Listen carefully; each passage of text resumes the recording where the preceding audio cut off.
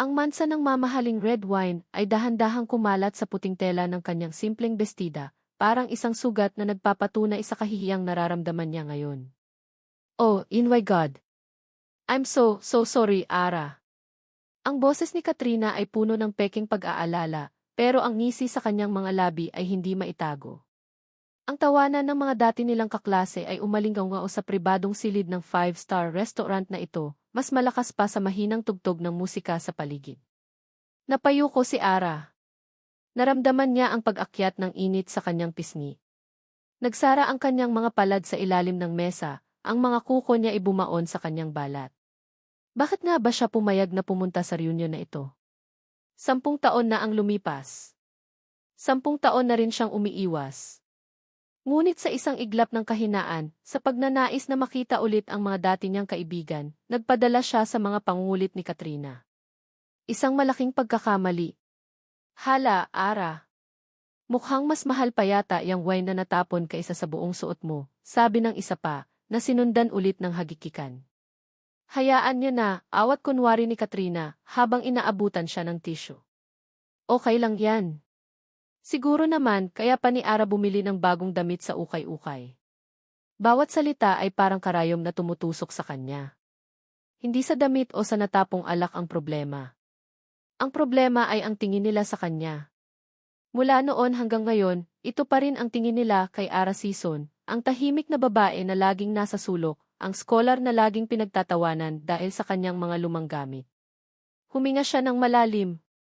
Itinaas niya ang kanyang ulo at sa unang pagkakataon ngayong gabi, tinignan niya si Katrina ng diretso sa mga mata. Okay lang, kat-aksidente lang naman. Pero bago pa man siya makatayo, isang lalaking nakaunipormeng pang-manager ang mabilis na lumapit sa kanilang table. Ang kanyang mukha ay puno ng pag-aalala. Ngunit hindi kay Katrina o sa kahit kanino man siya nakatingin. Ang mga mata ng manager ay nakatuon lamang sa kanya. Ma'am Ara, sabi ng manager sa isang magalang at bahagyang nanginginig na boses. Ma'am Ara, maayos lang po ba kayo? May problema po ba? Biglang tumahimik ang buong silid. Lahat ng mga mata ay napako sa manager, tapos ay bumalik kay Ara, puno ng pagtataka. Napatanga si Katrina. Ano nang sabi mo? Ma'am Ara. Kilala mo siya? Yumuko ang manager ng mailubos na respeto. Opo, Ma'am Katrina. Si Ma'am Arabella Sison po ang may-ari ng buong Solara Grand Hotel and Restaurant. Isang nakabibinging katahimikan ang bumalot sa paligid. Maririnig mo ang pagbagsak ng isang tinidor sa sahig. Ang mga ngisi sa mukha ng mga dati niyang kaklase ay unti-unting napalitan ng pagkabigla, ng pamumutla, at ng hindi maipintang kahihiyan. Si Katrina, na kanina lang ay parang reyna, ngayon ay parang binuhusan ng malamig na tubig. Namilog ang kanyang mga mata at bahagyang bumuka ang kanyang bibig. Kalmado lang na tumayo si Ara. Pinagpagan niya ang kanyang bestida na para bang wala lang itong halaga, dahil para sa kanya, wala naman talaga. Tinignan niya ang manager. Okay lang ako, sir. Pakidala na lang po ng bill nila dito. At pakicheck kung may kailangan pang gawin ang security para sa mga customer na nagdudulot ng gulo. Ang bawat salita ay malinaw at may bigat. Pagkatapos noon ay tumalikod na siya. Hindi na niya kailangang lingunin pa ang mga mukha nilang hindi maipinta. Habang naglalakad siya palabas ng silid, naramdaman niya ang mga matang nakatitig sa kanyang likuran. Walang tagumpay sa kanyang dibdib. Tanging isang mapait na pakiramdam na sa huli, pera at kapangyarihan pa rin ang tanging wikang naiintindihan ng lahat. Sa loob ng kanyang sasakyan, isinandal niya ang ulo at pumikit. Ang katahimikan ay isang biyaya. Ngunit bago pa man niya ito malasap ng tuluyan, tumunog ang kanyang cellphone. Pangalan ng kanyang ama ang nasa screen. Dad, sagot niya. Ara, I'm glad you answered. I need to talk to you about something important, sabi ng ama niya sa kabilang linya. Ang boses nito ay formal, gaya ng dati. Boses ng isang businessman. It's about the Alvas. Kumunot ang noo ni Ara. Ang pamilya de Alva ang isa sa mga pinakamakapangyarihang pamilya sa bansa, katulad nila. Isang lumang angkan na may malawak na imperyo sa real estate. Anong meron sa kanila? Their patriarch and I have been talking. We've decided to merge our interests. Not just in business. Naramdaman ni Ara ang unti-unting panlalamig sa kanyang sikmura. Dad, what do you mean? We've arranged a marriage. Between you and their soul here, Marco de Alva. Parang bombang sumabog sa pandinig ni Ara ang mga salitang iyon. Isang kasal na inayos? Sa panahon ngayon? What? Dad, hindi ako papayag. This is insane. Ara, this is not just about you, mariing sabi ng kanyang ama. This is about Season Holdings. This is about securing our legacy. The De Alvas are a powerful ally. This union will solidify our place at the top for the next 50 years. It's settled. Bago pa man siya makasagot, ibinaba na ng kanyang ama ang tawag. Naiwan si Ara na tulala, hawak ang cellphone. Parang umikot ang kanyang mundo. Kakalabas niya lang sa isang sitwasyon kung saan hinusgahan siya dahil sa inaakala nilang kahirapan, at ngayon, itutulak naman siya sa isang sitwasyon kung saan ang halaga niya ay nasusukat lamang sa yaman ng kanyang pamilya.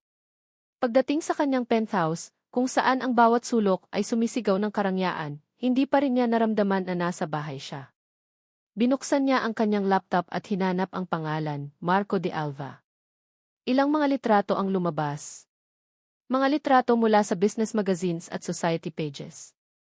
Sa lahat ng iyon, iisa lang ang ekspresyon ni Marco. Seryoso. Malamig ang mga mata. Mahigpit ang panga. Para siyang isang hari na nakatingin sa kanyang mga nasasakupan mula sa isang toreng hindi kayang abutin. Walang kahit anong emosyon. Parang may pader na nakaharang sa kanyang pagkatao. Ito ba ang lalaking pakakasalan niya? Isang lalaking tiyak na titingin sa kanya bilang isang business asset, isang transaksyon, isang pangalan sa kontrata. Isinara niya ang laptop at napahilamo sa kanyang mukha. Isang ideya ang biglang pumasok sa kanyang isip. Isang ideyang nakakabaliw. Isang ideyang mapanganib. Pero isang ideya na nagbigay sa kanya ng kakarampot na pag-asa. Paano kung makikilala siya ni Marco de Alva, hindi bilang si Arabella Sison, ang tagapagmana ng Season Holdings? Paano kung makikilala siya nito bilang isang ordinaryong tao? Isang taong walang yaman, walang pangalan, walang koneksyon. Doon niya lang malalaman. Doon niya lang masasagot ang tanong na bumabagabag sa kanya sa buong buhay niya, mayroon bang magmamahal sa kanya dahil sa kung sino siya at hindi dahil sa kung ano ang mayroon siya. Kinabukasan, isang application form ang nasa kanyang harapan. Isang application para sa isang posisyon na hindi niya kailanman inakalang papasukin niya. House staff. Sa De Alva Mansion. Gamit ang ibang pangalan, Maya Cruz, at isang peking resume, nag-apply siya. Sa kanyang gulat, natanggap siya para sa isang interview. At sa mas malaki niyang gulat, natanggap siya para sa trabaho. At ngayon, heto siya. Nakatayo sa labas ng isang dambuhalang bakal na gate na may nakaukit na letrang A. Ang De Alva Mansion. Nakasuot siya ng simpleng pantalon at t-shirt. Ang kanyang mamahaling bag ay napalitan ng isang luma at mumurahing backpack. Wala nang bakas ni Arabella Sison. Siya na ngayon si Maya. Huminga siya ng malalim, ang puso niya ay kumakabog ng malakas sa kanyang dibdib. At pinindot niya ang doorbell. Malamig ang hangin mula sa air conditioner sa kanyang opisina, pero mas malamig pa ang pakiramdam sa loob ng dibdib ni Marco de Alva. Mula sa bintanang salamin ng kanyang penthouse office, tanaw niya ang buong syudad, isang konkretong gubat na kanyang pinaghaharian. Pero wala siyang maramdamang tagumpay. Tanging bigat lamang ng responsibilidad. Tumunog ang intercom sa kanyang mesa. Sir, your 10 o'clock meeting is ready. Cancel it, sagot niya, hindi inaalis ang tingin sa labas. But sir, it's with the investors from T. I said cancel it T. Ang boses niya ay walang emosyon, pero may bigat na kayang magpatahimik sa sinuman. Narinig niya ang mabilis na yes, sir, bago muling bumalot ang katahimikan. Napapikit si Marco. Isang imahe ang biglang sumagi sa kanyang isipan. Isang pamilyar na ngiti, mga matang kumikinang sa ilalim ng ilaw. Bianca. Ang alaala ay kasing linaw ng araw, pero kasama nito ang pait ng kataksilan. Naalala niya ang mga pangako nito, ang mga matatamis na salita. Naalala niya kung paano niya ibinukas ang kanyang puso, ang kanyang tiwala, at ang yaman ng kanyang pamilya, para lamang madiskubre na lahat ay isang malaking kasinungalingan. Isang panlolokong muntik nang magpabagsak sa isang dibisyon ng kanilang kumpanya. Mula noon, nagtayo siya ng pader sa paligid ng kanyang puso. Isang pader na gawa sa yelo at bakal. Mas madaling maging malamig at mapaghinala. Mas ligtas. Ang kasunduan sa pamilya season. Isa na namang transaksyon. Isang babaeng hindi niya kilala ang itinakda para sa kanya. Arabella season. Malamang, isa lang din itong katulad ni Bianca, isang socialite na ang tanging hangad ay kapangyarihan at pera. Isang obligasyon na kailangan niyang tuparin para sa pamilya. Isinantabi niya ang mga iniisip at umuwi ng maaga. Ang De Alva Mansion ay ang kanyang santuwaryo. Isang lugar kung saan lahat ay nasa ayos, lahat ay may kontrol. Pagpasok niya sa malawak na foyer, sinalubong siya ni Manang Ellen, ang matagal na nilang mayordoma. Magandang hapon, Sir Marco, bati nito. Nandito na po pala ang bago nating kasambahay. Si Maya. Sa likod ni Manang Ellen ay isang babaeng nakayuko. Simpleng-simple ang suot. Mukhang bata pa. Nang iangat nito ang kanyang mukha, hindi ito nag-iba sa inaasahan ni Marco. Isa lang ordinaryong babae. Magandang hapon po, sir, sabi nito sa mahinang boses. Tumango lang si Marco bilang sagot at nagsimulang maglakad papunta sa kanyang study. Manang, pakidala ako ng tubig. Opo, sir. Maya, ikaw na ang magdala ng tubig kay Sir Marco sa kanyang study, utos ni Manang Ellen. Pumasok si Marco sa kanyang study at umupo sa kanyang leather na silya. Ilang sandali pa, pumasok na ang bagong katulong, dala-dala ang isang tray na may pitsel ng tubig at baso.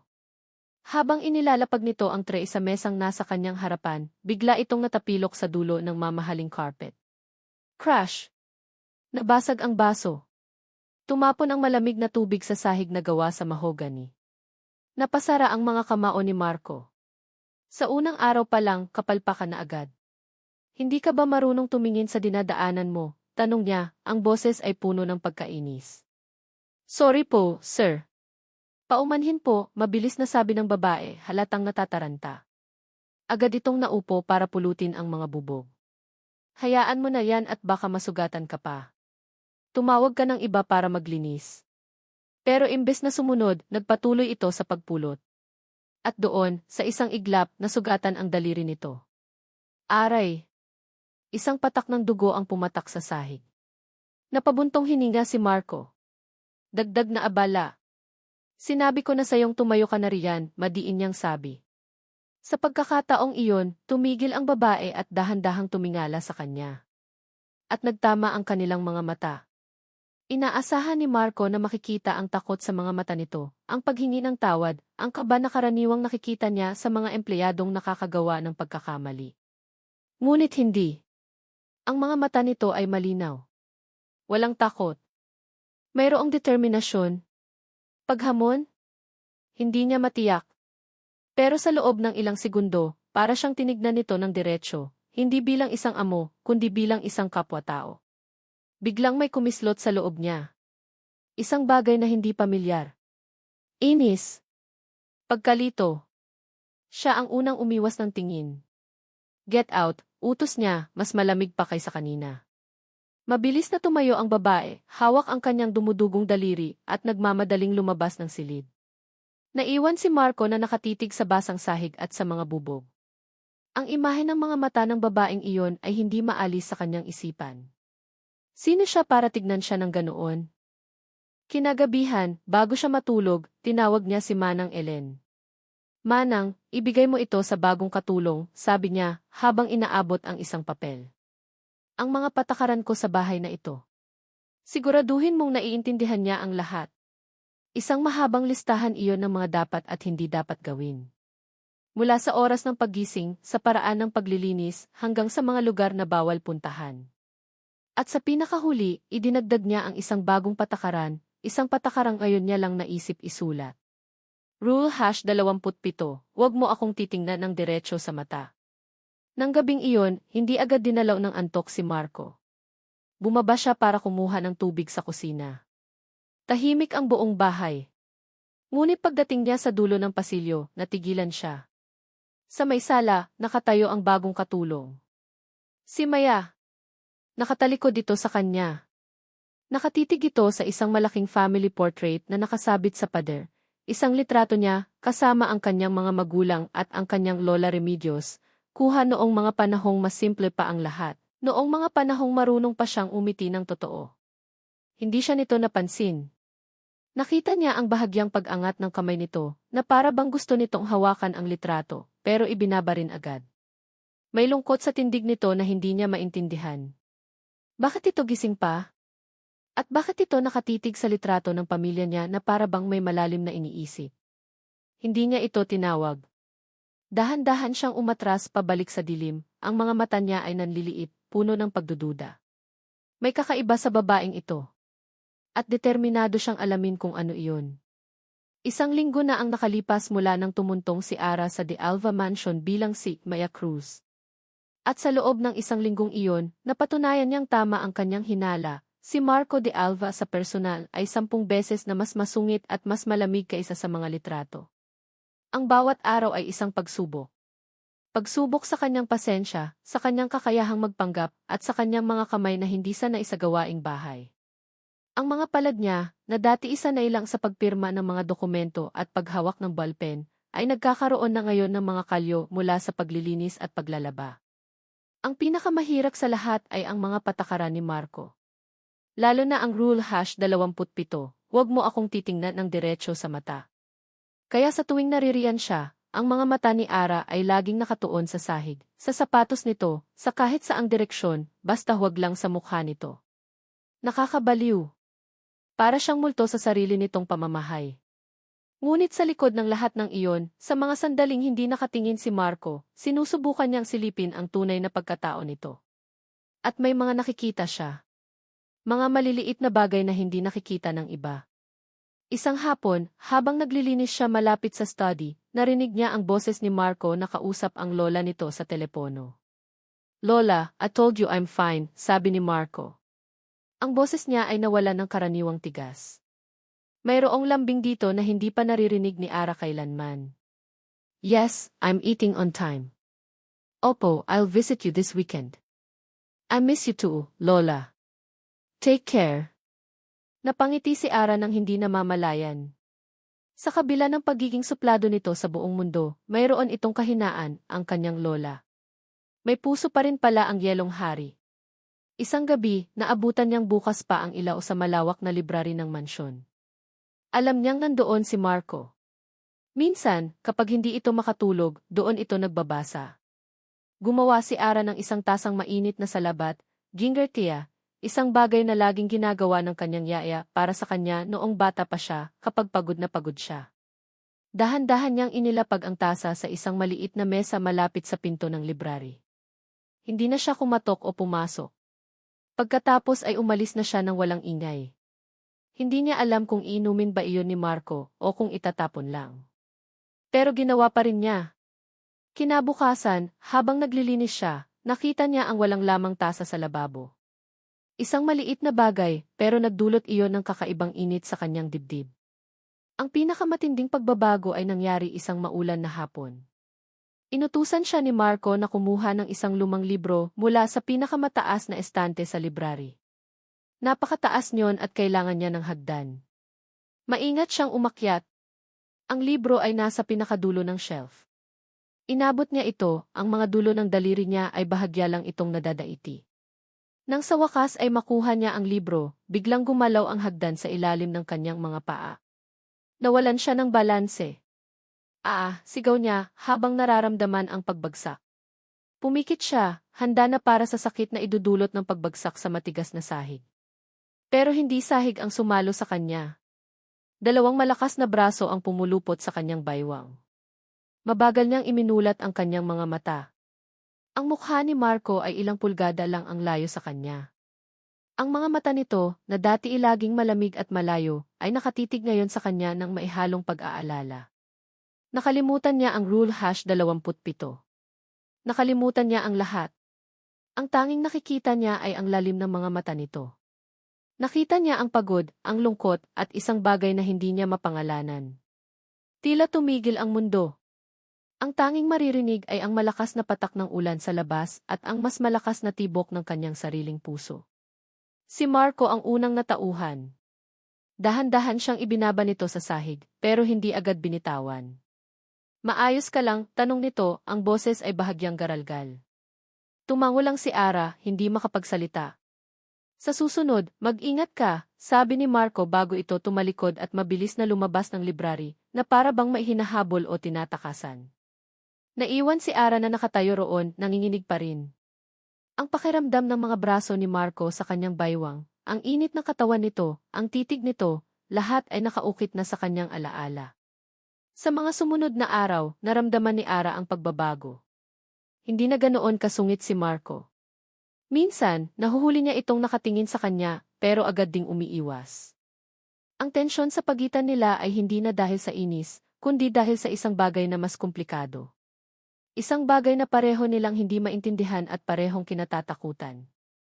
Isang araw, binigyan siya ni Manang Ellen ng day off. Kailangan daw niyang lumabas at magpahangin. Masaya si Ara. Kailangan niya ito. Nagpunta siya sa isang maliit na park na hindi kalayuan sa subdivision para makalanghap ng sariwang hangin, malayo sa bigat ng De Alva Mansion. Habang nakaupo siya sa isang bench at kumakain ng ice cream, isang pamilyar na kotse ang dumaan sa kalsada. Isang itim na Mercedes-Benz. At sa loob, nakita niya ang isang pamilyar na mukha. Si Katrina. Nagkasalubong ang kanilang mga mata sa loob lang ng isang segundo. Nakita ni Ara ang pagkunot ng noo ni Katrina, ang pagtataka sa mukha nito bago tuluyang lumampas ang sasakyan. Biglang nanlamig ang buong katawan ni Ara, mas malamig pa sa ice cream na hawak niya. Bakit narito si Katrina sa lugar na ito? Ang subdivision ng mga De Alva ay eksklusibo. Walang ibang dahilan para mapadpad siya rito. Naramdaman niya ang pagbilis ng kanyang pulso. Nilingon niya ang papalayong sasakyan. Huminto ito sa may kanto. Nakita niyang ibinaba ni Katrina ang bintana nito at may kinakausap sa telepono. Kahit malayo, nakita ni Ara ang determinasyon sa mukha nito. Isang boses ang nagsimulang bumulong sa isipan ni Ara. Nakita ka niya. Alam niyang narito ka. Ang sikretong pinakaiingat-ingatan niya ay biglang nanganib na mabunyag. Mabilis siyang tumayo at naglakad pabalik sa mansyon, ang bawat hakbang ay puno ng takot. Hindi na ang galit ni Marco ang kinatatakutan niya ngayon. Kundi ang araw na malalaman nito ang katotohanan. Ang araw na ang unti-unting namumuong koneksyon sa pagitan nila ay biglang masisira at magiging abo. Naguguluhan si Marco. Ito ang salitang paulit-ulit na tumatakbo sa kanyang isipan sa mga nakalipas na araw. Naguguluhan siya sa sarili niya. Ang pader na matagal niyang itinayo sa paligid ng kanyang puso, ang pader na pinatibay ng kataksilan at pait, ay unti-unting nagkakaroon ng mga bitak. At ang dahilan ay ang babaeng iyon. Si Maya. Ang babaeng dapat ay isa lang sa mga anino sa kanyang pamamahay ay nagkakaroon ng anyo. Ang kanyang presensya ay hindi na lang basta ingay ng walis o amoy ng bagong linis na sahig. Naging isang bagay itong pamilyar, isang bagay na hinahanap-hanap niya nang hindi sinasadya.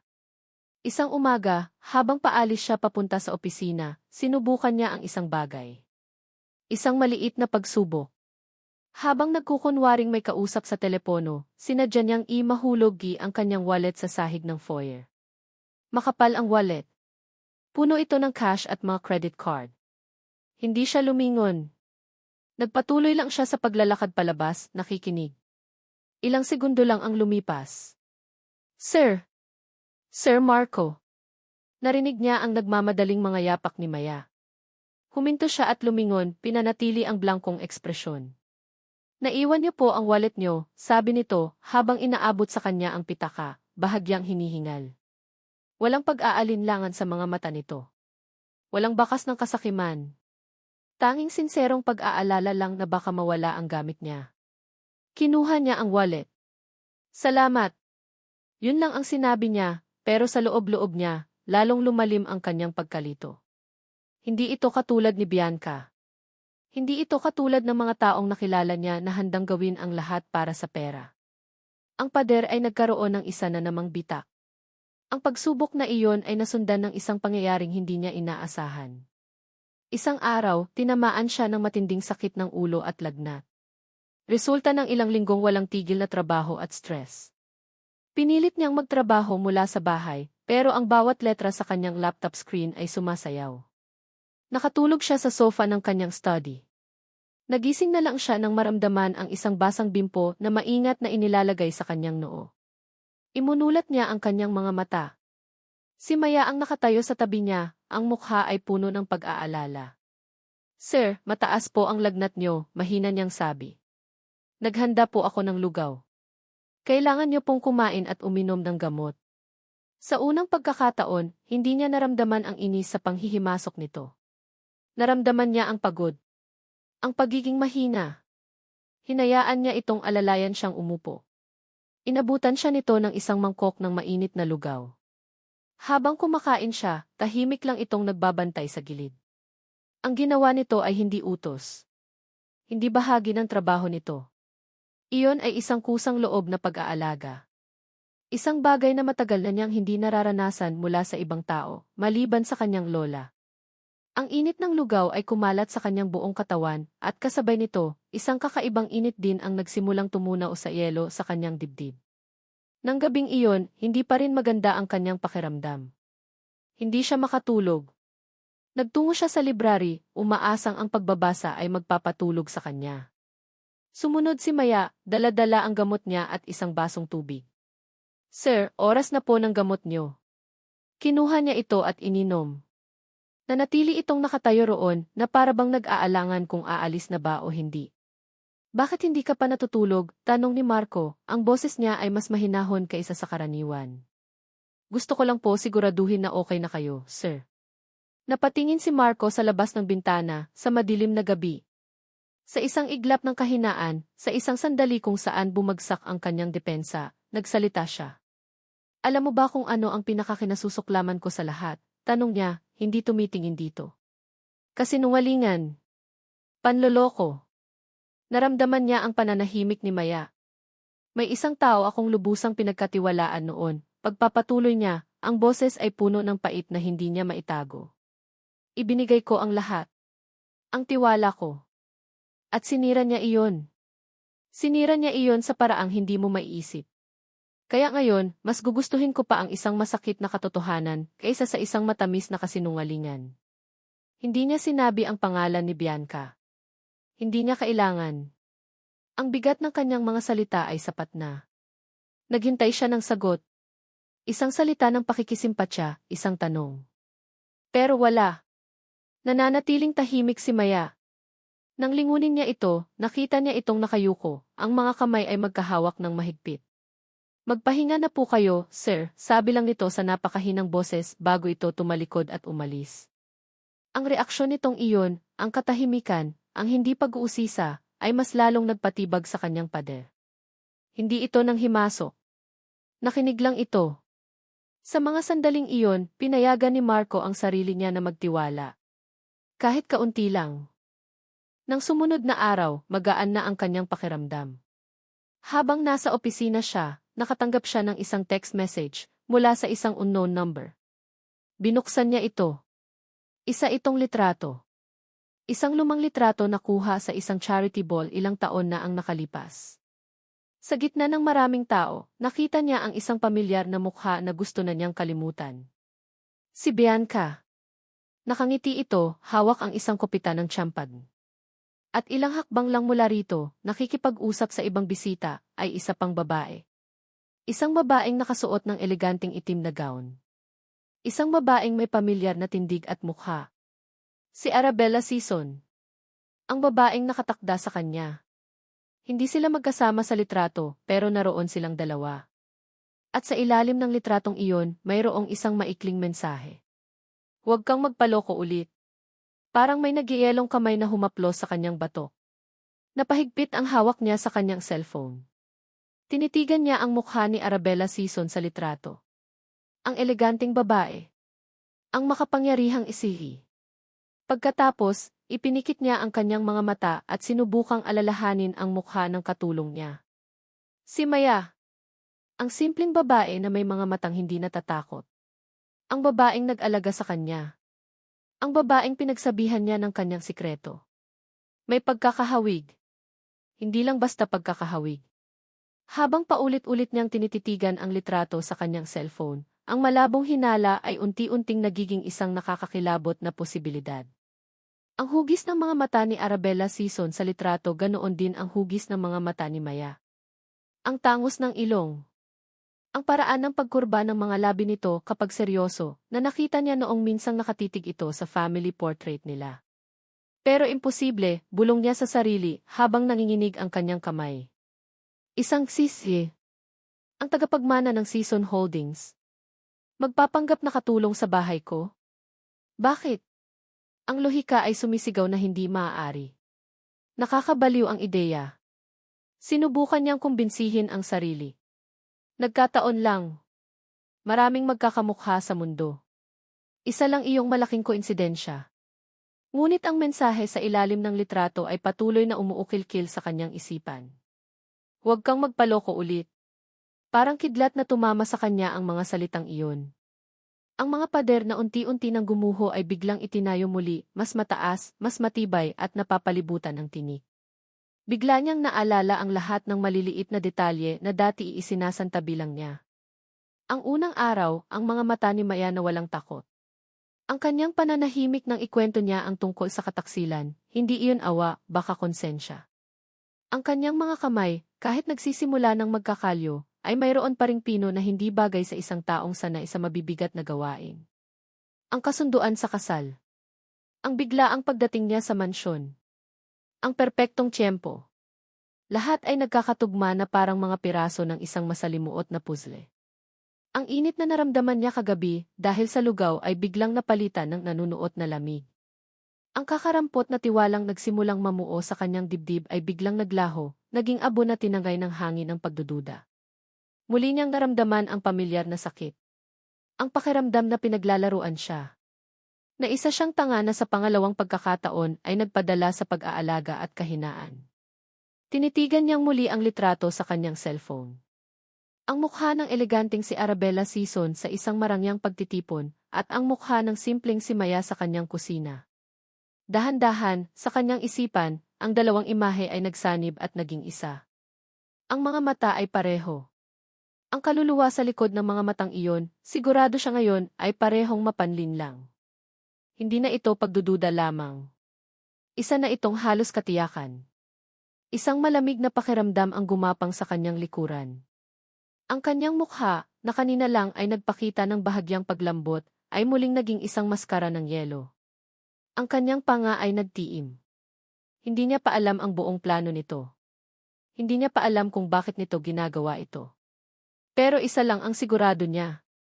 Kung totoong iisa lang si Maya at si Arabella Sison, sisiguraduhin niyang mararanasan nito ang impyernong pinagdaanan niya. Sisiguraduhin niyang magbabayad ito sa bawat kasinungalingan. Ilang araw nang naglalakad sa ibabaw ng maninipis na bubog si Ara.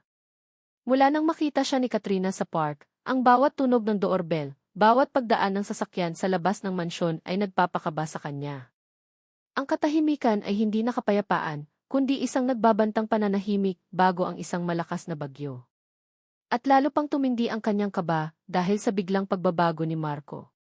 Pagkatapos ng gabing iyon sa library, pagkatapos niyang maramdaman ang kakarampot na paglambot sa puso nito, bigla na lang itong bumalik sa dati. Mas malala pa. Ang dating lamig ay naging isang nagielong pader na hindi na niya kayang abutin. Hindi na siya nito tinitignan kahit pa sa mga sandaling hindi sinasadya. Ang boses nito ay laging blanko, walang emosyon. Para siyang muling naging isang anino, isang kasangkapang walang mukha. Nagsisisi ba siya na nagpakita siya ng kahinaan sa harap ko? Iyon ang laging tanong ni Ara sa sarili. Kinasusuklaman ba siya ang pag-aalaga ko sa kanya? Isang hapon, habang nag-aayos siya ng mga libro sa sala, isang pamilyar na pangalan ang narinig niya mula sa kusina. Si Manang Ellen ay may kausap sa telepono. Katrina! Katrina Lopez. Ay. Dati siyang kaibigan ni Sir Marco noong college, pero matagal na silang hindi nag-uusap. Ah, gusto mo siyang makausap? Sige, kukunin ko ang numero niya sa lumang directory. Nanigas si Ara sa kanyang kinatatayuan. Ang mga libro ay halos mahulog mula sa kanyang mga kamay. Katrina. Bumilis ang tibok ng kanyang puso. Para saan at tinatawagan ni Katrina si Manang Ellen? Anong kailangan nito kay Marco? Ang masamang kutob ay parang laso na gumapang sa kanyang mga ugat.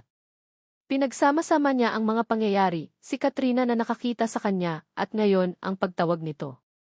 Kinumpirma ng isang tawag sa kanyang ama ang kanyang pinakamatinding kinatatakutan. Ara, I received a very strange call from a certain Katrina Lopez, sabi ng ama niya, ang boses ay puno ng iritasyon. She was asking about you. About your whereabouts. Of course, I dismissed her. But you need to be more careful. This ridiculous game of yours is becoming a liability. Lalong nanlamig ang kanyang mga kamay. Tama siya. Iniimbestigahan na siya ni Katrina. Ang kanyang sikreto ay isang tiyempo na lang bago sumabog. Nang sumunod na araw, ang bagyo ay dumating. Nagwawalis si Ara sa malawak na foyer nang tumunog ang doorbell. Binuksan ito ng isa pang kasambahay. Isang babaeng nakasuot ng isang mamahaling pulang bestida at matataas na takong ang pumasok. Ang kanyang mukha ay perpektong nakamakeup, ang kanyang ngiti ay matamis pero may bahid ng pagiging arogante. Mayroon siyang daladalang isang maliit na paper bag mula sa isang kilalang luxury brand. Hi, I'm here to see Marco, sabi ng babae, ang boses ay malambing ngunit may otoridad. He's expecting me. Alam ni Ara na hindi iyon totoo. Wala sa schedule ni Marco ang kahit sinong bisita ngayong araw. Pero bago pa man makapagsalita si Manang Ellen, ang mga mata ng babae ay napako sa kanya. Tumigil ito sa paglalakad. Tinitigan siya nito mula ulo hanggang paa, isang mapanuring tingin na nagparamdam kay Ara na para siyang isang maruming insekto. Teka di. Sabi ng babae, dahan-dahan itong lumapit sa kanya, ang mga mata ay nanliliit na parang isang pusang nakakita ng daga. Pamilyar ka sa akin. Nagsimulang kumabog ng malakas ang dibdib ni Ara. Gusto niyang tumakbo. Gusto niyang magtago. Ngunit ang kanyang mga paa ay parang nakapako sa sahig. Hindi ba ikaw si? Huminto ang babae, nag-iisip kunwari, habang ang isang ngisi ay unti-unting sumilay sa kanyang mga labi. Ah! Right. Arabella Sison. The one and only heiress of Sison Holdings. Ang pangalan niya, na binigkas sa loob ng mansyon na ito, ay parang isang malakas na kulog. Napatingin si Manang Ellen at ang iba pang kasambahay sa kanya, ang mga mukha ay puno ng pagkalito. Ano pong pinagsasabi niyo, ma'am, nauutal na tanong ni Manang Ellen. Siya po si Maya, ang bago naming kasambahay. Tumawa ang babae, isang tawang puno ng pang-uyam. Maya. Oh, that's adorable. Ang isi ng Sison Holdings, naglalaro ng bahay-bahayan. How interesting. Doon na nagsimulang umikot ang mundo ni Ara. Sino ang babaeng ito? Paano niya nalaman? At sa gitna ng kanyang pagpapanik, isang malamig na boses ang pumuno sa buong foyer, nagpatigil sa lahat. Bianca. What are you doing here? Napalingon si Ara.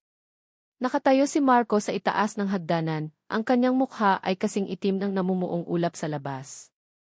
Ang paraan ng pagbigkas niya sa pangalang Bianca ay puno ng lamig at galit. Bianca.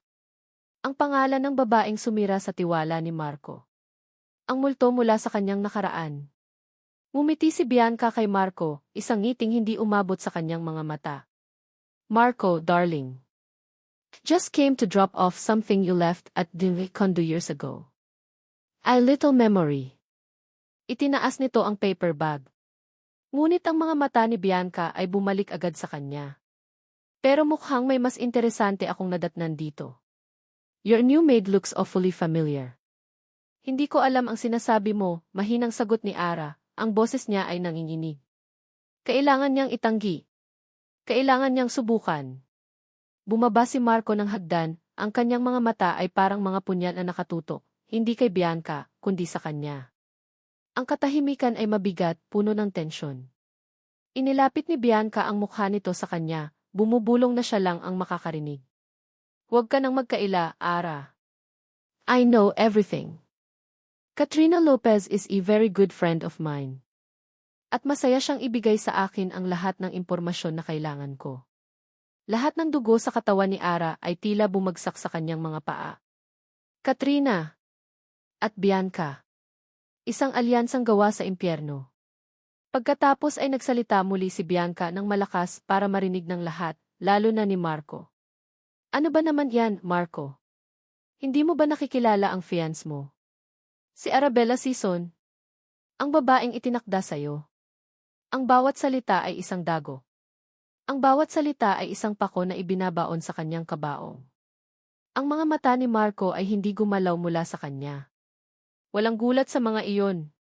Walang pagkabigla. Ang tanging naroon ay isang malamig, nakakapasong kumpirmasyon. Na para bang alam na niya at ito na lang ang hinihintay niyang patunay. Ang katahimikan ay binali ng malamig niyang tanong, isang tanong na direktang nakaturo sa puso ni Ara at sinira ito. Sino ka ba talaga? Ang tanong ay simple. Ngunit alam ni Ara na ang sagot dito ang magtatakda ng katapusan ng lahat. Sino ka ba talaga? Binitawan ni Marco ang mga salitang iyon at ang bawat pantig ay may bigat ng yelo.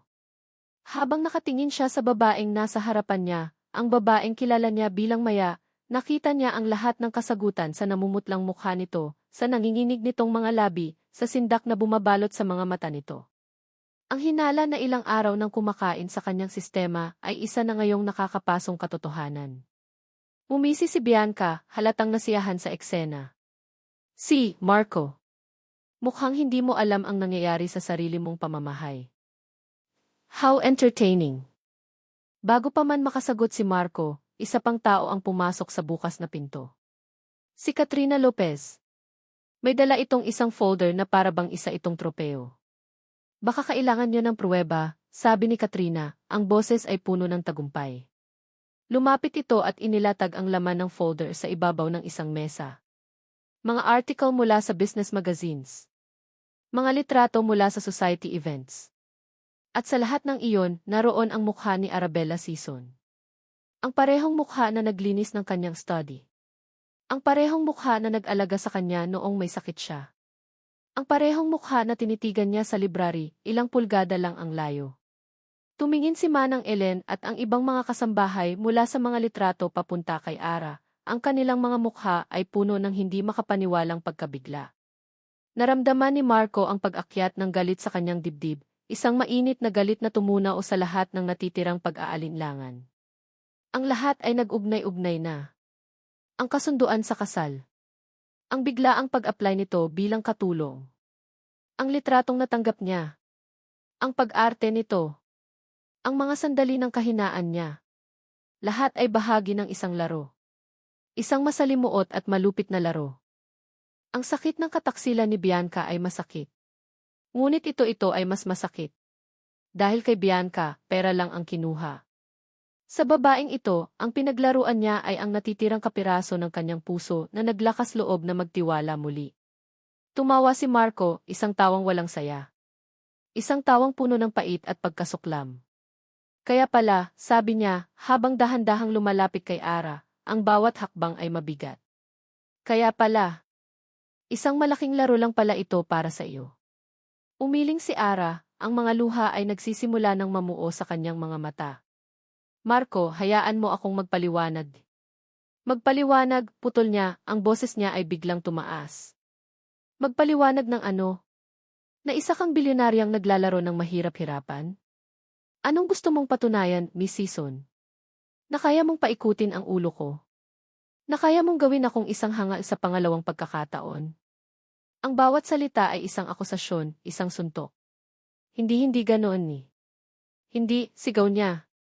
Ang galit niya ay sumabog na parang isang bulkan. Nagsinungaling ka.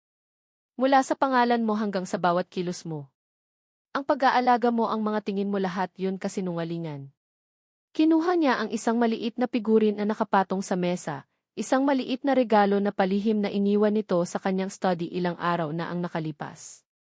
Isang bagay na itinago niya dahil nagdulot iyon ng kakaibang saya sa kanya. At ito, sabi niya, habang itinaas ang figurin. Ano to? Parte rin ba ng laro mo? Hindi na niya hinintay ang sagot.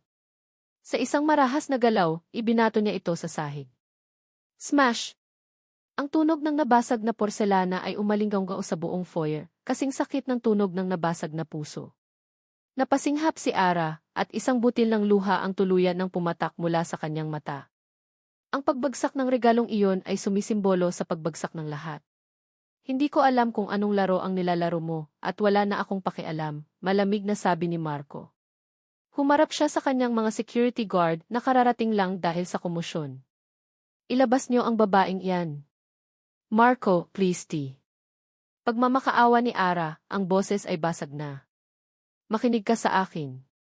Hindi siya pinansin ni Marco. Tinalikuran niya ito. Ang makita ang luha sa mga mata nito ay nagdudulot lang ng mas matinding galit sa kanya. Dahil para sa kanya, ang mga luhang iyon ay peke rin, tulad ng lahat ng iba pa. Ilabas niyo siya sa pamamahay ko. Ngayon din, mariin niyang utos. At siguraduhin niyong hindi na siya makakatapak pa ulit dito. Hinawakan ng dalawang guard si Ara sa magkabilang braso. Hindi na ito nanlaban. Ang kanyang mga balikat ay bumagsak sa pagkatalo. Habang hinihila siya palabas, ang mga mata niya ay nanatiling nakapako sa likod ni Marco. Isang tingin na puno ng sakit, pagsisisi at nawasak na pag-asa. Nasiyahan naman sina Bianca at Katrina sa kanilang panonood, ang mga ngiti ng tagumpay ay nakapinta sa kanilang mga mukha. Nang maisara na ang pinto at si Ara ay wala na, isang nakabibinging katahimikan ang muling bumalot sa mansyon. Nananatiling nakatalikod si Marco sa lahat. Well, that was fun, sabi ni Bianca. I guess, tapos na ang usapan. I'll see you around, Marco. Narinig niya ang pag-alis ni Bianca at Katrina. Narinig niya ang utos ni Manang Ellen sa ibang mga katulong na bumalik na sa kanilang mga trabaho. Naiwan siyang mag-isa sa gitna ng malawak na foyer. Dahan-dahan siyang lumingon at tumingin sa sahig. Doon nakakalat ang mga piraso ng nabasag na figurin. Yumuko siya at dinampot ang isang piraso. Ang matalim na gilid nito ay sumugat sa kanyang palad. Tinitigan niya ang dugo na dahan-dahang tumulo mula sa kanyang kamay. Pero wala siyang maramdamang sakit. Ang sakit sa kanyang palad ay walang-wala kumpara sa nagangalit na sakit sa loob ng kanyang dibdib. Umakyat siya sa kanyang kwarto. Mula sa kanyang bintana, nakita niya si Ara na naglalakad palayo sa ilalim ng nagsisimulang pag-ambon ng ulan. Ang kanyang figura ay mukhang maliit at talunan. Isinara niya ang mga kortina.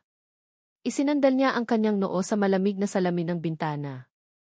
Ang kanyang mga kamay ay nagsara sa isang mahigpit na kamao. Ang nabasag na porselana ay lalong bumaon sa kanyang balat. Ang buong silid ay biglang naging napakalamig at napakatahimik. At sa unang pagkakataon, ang katahimikan ay hindi nagdulot ng kapayapaan. Nagdulot ito ng isang nakakabinging pakiramdam ng kawalan. Arabella Arat Season. Ang silid ay puno ng karangyaan, ngunit ang hangin ay kasing bigat ng tingga. Nakaupo si Ara sa tabi ng kanyang ina, ang kanyang likod ay tuwid na tuwid, ang kanyang mga kamay ay mahigpit na magkahawak sa ibabaw ng kanyang kandungan. Nakasuot siya ng isang simpleng pero eleganteng navy blue dress. Wala nang bakas ni Maya ang katulong. Ngayong gabi, siya si Arabella Season, ang tagapagmana, at kailangan niyang harapin ang paghuhukom na ito ng may dignidad. Para sa kanyang pamilya. Para sa natitirang piraso ng kanyang pride. Ilang araw na siyang parang manhid. Pagkatapos ng araw na iyon sa mansyon, umiyak siya hanggang sa wala ng luhang lumabas. Ang natira na lang ay isang malalim at malamig na butas sa kanyang dibdib. Ang sakit ng mga salita ni Marco, ang pagkasuklam sa mga mata nito, ang tunog ng nabasag na figurin, lahat ay paulit-ulit na tumatakbo sa kanyang isipan. Sa kabilang panig ng mahabang mesa, nakaupo ang pamilya de Alva. Ang ama ni Marco, si Don Ricardo, ay may seryosong mukha. Ang ina nito, si Senora Isabel, ay may bahid ng pag-aalala. At si Marco. Nakatitig si Ara sa baso ng tubig sa kanyang harapan, pero ramdam niya ang presensya ni Marco. Ramdam niya ang lamig na nagmumula rito. Nang sa wakas ay naglakas loob siyang sumulyap, nakita niya itong nakatingin sa malayo, ang kanyang panga ay mahigpit, ang kanyang ekspresyon ay parang bato. Hindi man lang siya nito tinapunan ng tingin. Na para bang isa siyang hangin, isang multo na hindi karapat-dapat pansinin. Inaasahan mo ba ang ano paman, Ara? Tanong niya sa sarili.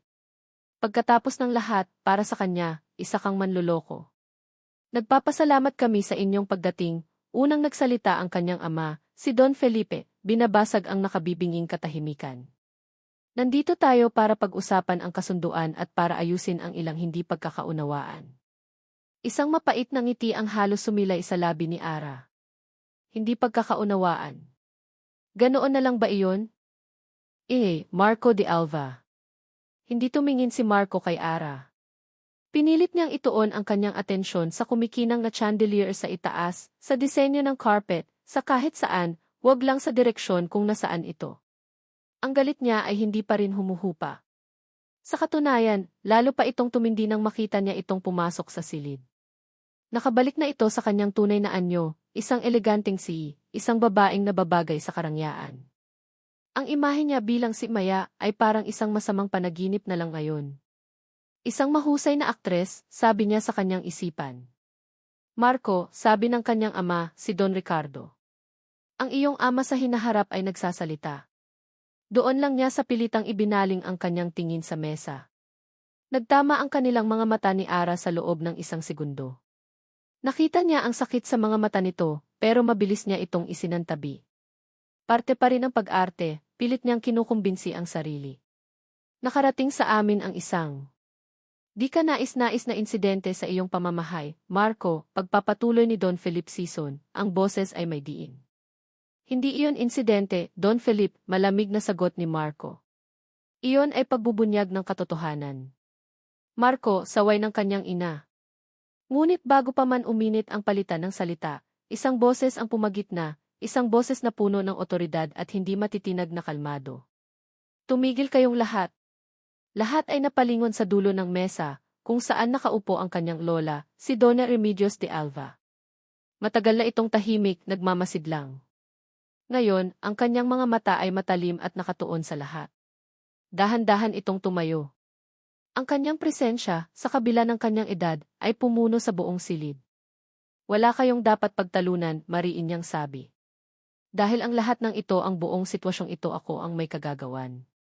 Parang bombang sumabog sa silid ang kanyang mga salita. Kumunot ang noo ni Marco. Ano ang sinasabi ng kanyang lola? Tumingin siya sa kanyang mga magulang, gulat din ang makikita sa kanilang mga mukha. Tumingin siya kay Ara, ang sakit sa mukha nito ay napalitan ng lubos na pagkalito. Lola, what are you talking about? Tanong ni Marco. Ngumiti si Lola Remedios, isang malungkot na ngiti. Marco, apo ko. Alam kong nasaktan ka. Alam kong muli kang nagtayo ng pader sa paligid mo pagkatapos ng nangyari kay Bianca. At bilang lola mo, hindi ko kayang makita kang nabubuhay sa ganyang paraan, puno ng galit at pagdududa. Humarap ito kay Ara at sa pamilya nito. Don Felipe, pasensya na sa aking panghihimasok. Matagal ko nang pinagmamasdan ang anak ninyo. Hindi sa mga society pages, kundi sa mga lugar na hindi nakikita ng kamera. Nakita ko ang puso niya sa pagtulong sa isang ampunan na itinataguyod ng Sison Holdings. Nakita ko kung paano niya kausapin ang mga bata, kung paano siya magbigay ng walang hinihintay na kapalit. Nagpatuloy ito, ang mga mata ay bumalik kay Marco. Alam kong hindi ka papayag sa isang arranged marriage, kung basta-basta na lang. At alam ko ring hindi ka maniniwala sa kabutihan ng isang tao, kung pera at kapangyarihan ang nasa harapan. Kaya gumawa ako ng paraan. Ako ang nagmungkahi sa ideyang ito. Ako ang nag-udyok kay Ara na gawin ang isang bagay na alam kong mapanganib, pero alam ko ring iyon lang ang tanging paraan para makita mo ang tunay niyang pagkatao, nang walang harang ng pangalan o yaman. Ang bawat salita ni Lola Remedios ay parang kulog na yumanig sa buong pagkatao ni Marco. Ang lola ko ang nagplano ng lahat. Ang pundasyon ng kanyang galit, ang paniniwalang si Ara ang nag-orkestra ng lahat para lokohin siya, ay biglang gumuho. Ang kwentong binuo niya sa kanyang isip, kung saan siya ang biktima at si Ara ang kontrabida, ay biglang nawasak at naging abo. Hindi ito laro ni Ara.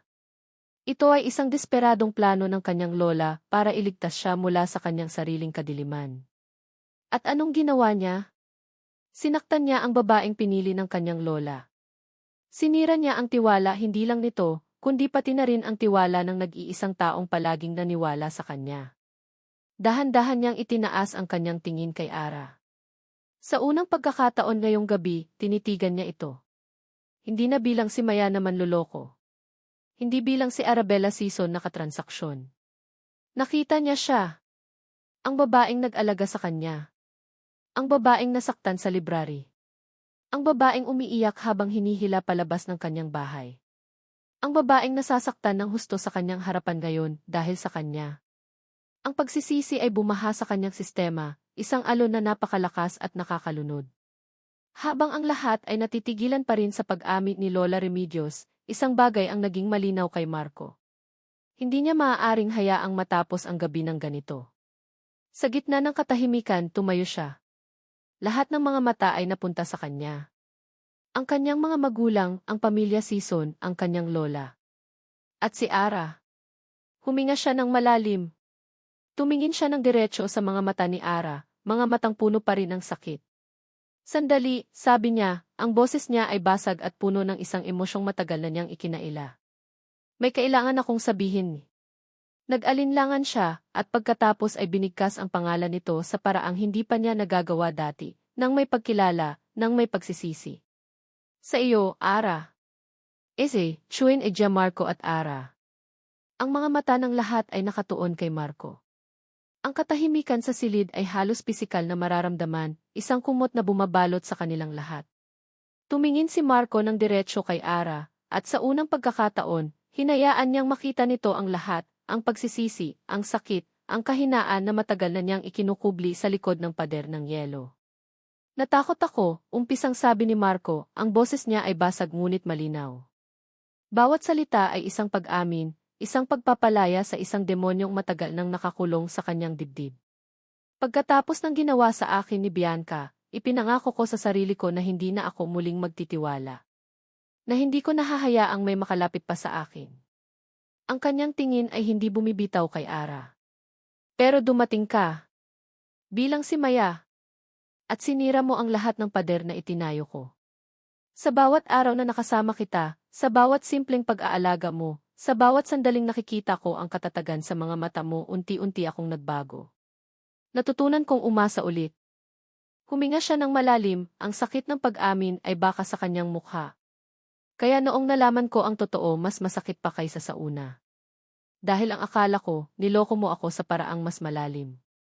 Ang akala ko, ang pag-asang ibinigay mo ay isa lang ding kasinungalingan. Tumingin siya sa kanyang mga kamay, pagkatapos ay muling ibinalik ang tingin kay Ara. At dahil sa takot kong masaktan ulit sinaktan kita. Sa paraang pinakamasakit na alam ko. Wala akong ibang masisisi kundi ang sarili ko, ang pride ko, ang kaduwagan ko. Patawarin mo ako, Ara. Patawarin mo ako sa lahat. Arabella, Ara at Sison. Bawat salita ni Marco ay tumagos sa puso ni Ara. Narinig niya ang pagsisisi, naramdaman niya ang sakit sa bawat pagbasag ng boses nito. Ang galit na itinayo niya sa paligid ng kanyang nasaktang puso ay unti-unting gumuho. Nakita niya sa kanyang harapan hindi ang isang aroganteng kundi isang lalaking nasugatan din ng nakaraan, isang lalaking natakot magmahal muli. Isang lalaking katulad niya. Pareho silang naging biktima ng kanilang mga takot. Ang mga luha na kanina pa niya pinipigilan ay nagsimula ng dumaloy sa kanyang mga pisngi.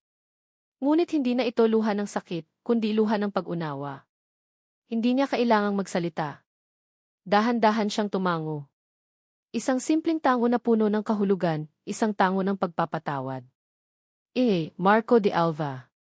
Nang makita ni Marco ang pagtango ni Ara, ang pagpatak ng kanyang mga luha, para siyang nabunutan ng isang dambuhalang tinik na matagal nang nakabaon sa kanyang dibdib. Ngunit alam niyang hindi pa sapat iyon. Hindi niya maaaring hayaang manatiling isang kasunduan ang kung anuman ang mayroon sila. Sa harap ng kanilang mga pamilya, sa harap ng kanyang lola na naging dahilan ng lahat, dahan-dahan siyang lumakad palapit kay Ara. Huminto siya sa harapan nito, at sa isang kilos na gumulat sa lahat, lumuhod siya sa isang tuhod. Narinig niya ang pagsinghap ng kanyang ina at ama, ang katahimikan ng pamilya Sison. Ngunit ang tanging mahalaga sa kanya ay ang babaeng nasa harapan niya, na ngayon ay nakatingin sa kanya ng maihalong gulat at luha sa mga mata. Kinuha niya ang kamay nito. Malamig ito, pero hinawakan niya ito ng mahigpit. Arabella Sison, sabi niya, binibigkas ang buong pangalan nito ng mailubos na respeto at pagmamahal. Ang unang pagkikita natin ay isang kasinungalingan. Ang dapat sanang kasal natin ay isang kasunduan. Gusto kong burahin ang lahat ng iyon at magsimula tayo muli. Tumingin siya ng diretsyo sa mga mata nito. Gusto kong pakasalan ka. Hindi dahil sa utos ng ating mga pamilya. Hindi dahil sa kasunduan para sa ating mga kumpanya. Kundi dahil sa iisang dahilan lang. Huminga siya ng malalim at sinabi ang mga salitang akala niya ay hindi na niya muling masasabi kaninuman. Dahil mahal kita. Mahal kita, Ara. Mahal ko ang pagiging si Maya mo at mahal ko ang pagiging si Arabella mo. Dahil sa huli, iisa lang sila. Ikaw lang yan. Papayag ka bang pakasalan ako? Walang sing-sing. Walang magarbong paghahanda. Tanging isang pusong hubad at tapat. Hindi agad nakasagot si Ara. Ang kanyang mga labi ay nanginginig. Tumingin siya sa kanilang mga kamay na magkahawak, pagkatapos ay sa mga mata ni Marco na puno ng pag-asa. Bulong niya, ang boses ay halos hindi marinig, pero sapat na para marinig ng buong mundo ni Marco. Marco, papakasalan kita. Ang mga sumunod na linggo ay napuno ng paghilom. Mahahabang pag-uusap hanggang madaling araw, kung saan ibinahagi nila ang kanilang mga takot at mga sakit ng nakaraan. Ikinuwento ni Marco ang lahat tungkol kay Bianca, at sa unang pagkakataon, ikinuwento rin ni Ara ang kanyang habambuhay na insecurities, ang pakiramdam na minamahal lang siya dahil sa kanyang pangalan. Natuto silang pagtawanan ang kanilang mga pagkakamali. Natuto silang magtiwala muli, dahan-dahan, isang araw sa isang pagkakataon. Ang kanilang kasal ay hindi isang malaki at magarbo na kaganapan na inaasahan ng alta sosyedad. Ito ay tahimik at pribado. Ginanap sa isang hardin na napapalibutan ng kanilang pinakamalapit na pamilya at mga kaibigan. Nakatayo sila sa harap ng isa't isa, hawak ang mga kamay. Ako, si Marco, sabi niya, habang nakatingin sa mga mata ni Ara, ay nangangakong mamahalin at pagkakatiwalaan ka. Patawad kung sinimulan ko ito sa pagdududa. Tatapusin ko ito ng may buong pananampalataya sa iyo at sa atin habang buhay. Ngumiti si Ara, ang mga luha ng kaligayahan ay kumikinang sa kanyang mga mata. At ako, si Ara, sagot niya, ay nangangakong magiging tapat sa iyo. Patawad kung sinimulan ko ito sa isang pagkukunwari. Haharapin kita ngayon at sa habang panahon bilang ako, nang walang takot at walang itinatago. Mahal kita. Nang sila ay idineklarang mag-asawa na, at hinalikan ni Marco ang kanyang nobya, hindi ito halik ng isang transaksyon, kundi halik ng isang pangako ng isang bagong simula. Nang gabing iyon, habang nakatayo sila sa balkonahe, nakatingin sa mga bituin, inakbayan ni Marco si Ara. Sa wakas, bulong ni Ara, habang isinasandal ang kanyang ulo sa balikat ni Marco. Sa wakas, sagot ni Marco, hinigpitan ang yakap dito. Hindi na si at katulong, kundi si Marco at Ara lang. Tumingala si Ara sa kanya at mumiti. Isang ngiting totoo, walang halong takot o pag-aalinlangan. Ito ang tunay nating simula. At dito nagtatapos ang kwento ni na Marco at Ara. Mula sa kaibuturan ng aking puso, maraming salamat sa inyong walang sawang pagsubaybay at pakikinig sa bawat kabanata ng kanilang paglalakbay. Habang isinusulat ko ang kanilang kwento, para na rin silang naging totoong tao sa aking isipan at damdamin. Naramdaman ko ang kanilang takot, ang kanilang sakit, ang kanilang pag-aalinlangan, at higit sa lahat, ang kanilang hindi matatawarang pag-asang mahanap ang tunay na pag-ibig sa kabila ng lahat. Ang istorya ni na Marco at Ara ay isang paalala para sa ating lahat. Isang paalala na ang tunay na pag-ibig ay hindi nasusukat sa yaman, sa kapangyarihan, o sa katayuan sa buhay. Ito ay matatagpuan sa mga simpleng sandali ng pag-aalaga, sa tapang na maging totoo sa sarili, at sa kahandaang magpatawad. Ito ay tungkol sa tiwala, kung paano ito nasisira sa isang iglap, ngunit maaari pa ring muling buuin ng may kasamang katapatan at pag-unawa. At higit sa lahat, ito ay tungkol sa pag-asa na kahit sa pinakamadilim nating mga sandali, laging may liwanag na naghihintay kung hahayaan lang nating buksan muli ang ating mga puso. Ngayon, nais ko namang marinig ang inyong saloobin. Ano ang inyong naramdaman? Anong eksena ang pinakatumatak sa inyong puso? Anong aral ang baon ninyo mula sa kanilang kwento? Huwag po kayong mag-atubiling ibahagi ang inyong mga komento sa ibaba. Ang bawat salita mula sa inyo ay isang inspirasyon at kagalakan para sa akin. Muli, taos puso po akong nagpapasalamat. Hanggang sa susunod nating kwento. Binitawan pero minahal.